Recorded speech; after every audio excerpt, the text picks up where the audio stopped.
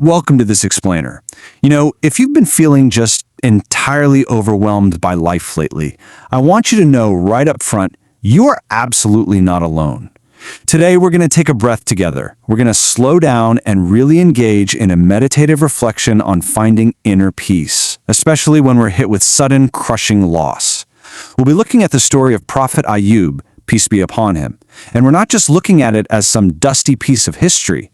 No, this is a deeply relevant guide for our own hearts right now, today.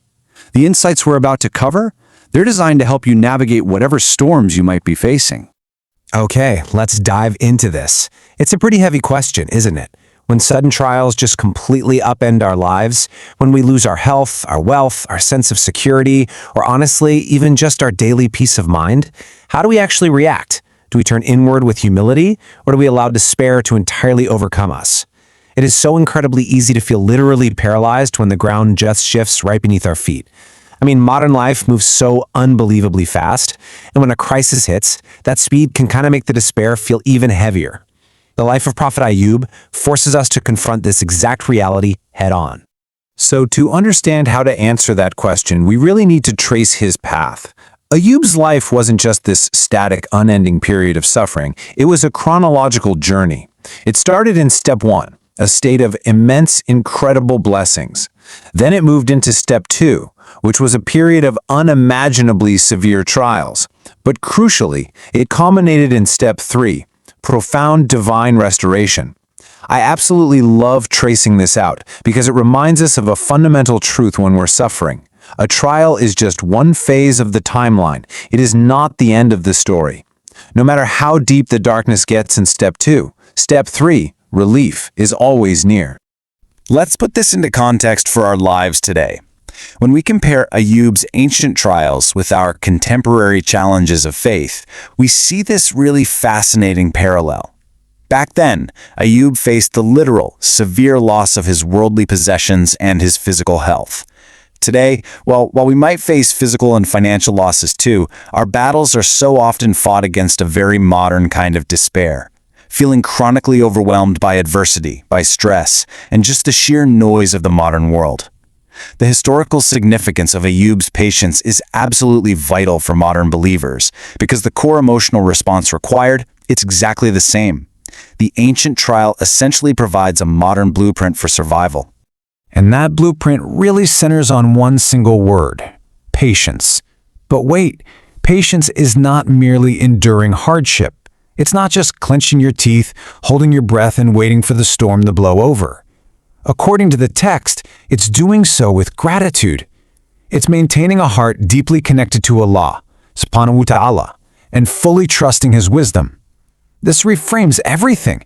It transforms patience from a passive waiting period where you're just gripping the steering wheel hoping you don't crash, into an active, deliberate state of spiritual connection. It means looking around in the dark and saying, you know what? I know there is a purpose to this, even if I can't see it quite yet. If you're out there looking for hope right now, if you are actively navigating a sudden loss or a really difficult transition, there are specific behaviors that can actually serve as your anchor. So how do we actually maintain our faith when things just fall apart? First, turn to Allah with humility.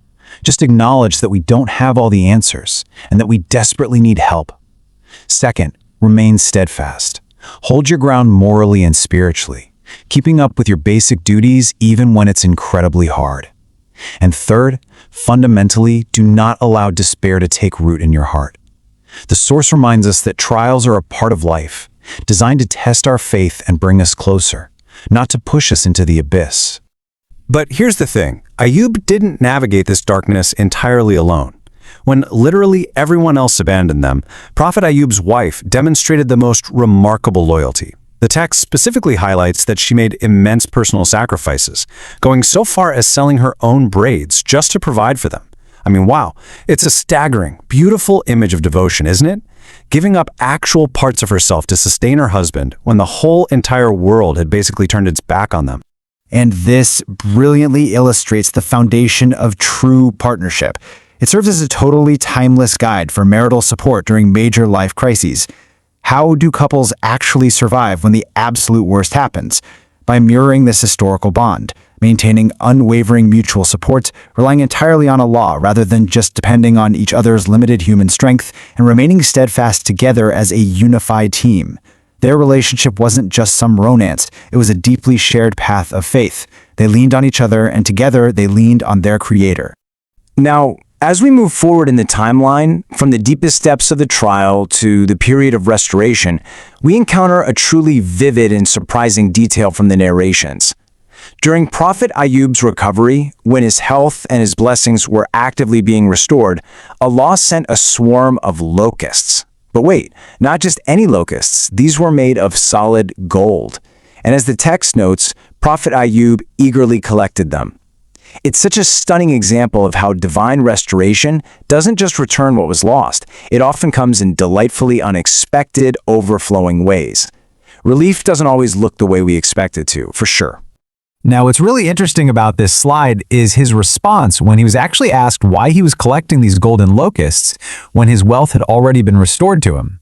He humbly replied with this profound quote, "Who can be satisfied with your blessings, O Lord?" Found in Sahih Bukhari 279. This perfectly demonstrates his unending gratitude.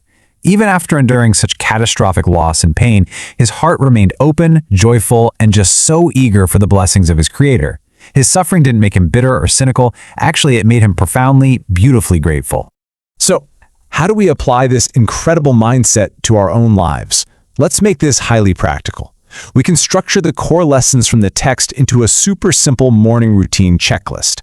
When you wake up feeling overwhelmed by whatever you're facing, just run through these 3 steps. Step 1. Turn to Allah with humility, maybe even before looking at your phone or engaging with the world's demands. Step 2. Consciously set an intention to practice patience, that active, grateful patience we talked about earlier, without letting despair creep in. And step 3, explicitly acknowledge to yourself that today's hardship carries within it the very seeds of ease. Not that ease comes simply after the hardship, but that the trial itself literally contains the seeds of your future peace. So the crucial point is that those daily morning steps build up to 3 core habits for long-term emotional resilience. If you want to build an internal fortress against life's sudden shocks, you need to cultivate these specific habits. Practice enduring hardship with a real sense of gratitude for what remains. Stay deeply connected to Allah through the highs and the lows. And fundamentally, trust the promise that what is lost in this world can and will be replaced with something even better if we remain steadfast. This is the overarching, incredibly comforting promise of the Ayyub narrative. All right, let's pause for a quick check-in to make sure these lessons are really sticking. What vivid and surprising imagery described the swarm that Prophet Ayyub eagerly collected during his recovery? Do you remember the story we just covered? Yes, it was the swarm of golden locusts, an unforgettable, beautiful symbol of how Allah's mercy and restoration can arrive in the most unexpected and abundant forms when relief finally comes. Let's do just one more to test our memory. What specific personal sacrifice did Ayyub's wife make to provide for them when everyone else had completely abandoned them? Think back to our discussion on marital support and true partnership. She sold her braids. It's a seemingly small detail, but one that honestly hits you right in the heart. It beautifully encapsulates the sheer dedication, loyalty, and shared sacrifice required to truly support one another through life's darkest valleys. As we wrap up this explainer today, I really want to leave you with a daily journaling practice. Ask yourself, how can I trust in divine wisdom and actively find gratitude in the midst of my current trials today? I highly encourage you to write this down. Spend a few minutes just reflecting on it. Let the story of Prophet Ayyub shift your perspective from despair to active, hopeful patience. Remember, relief is near, and what feels like a devastating ending might just be the exact beginning of a profound restoration. Thank you so much for learning with me today, and keep seeking that inner peace.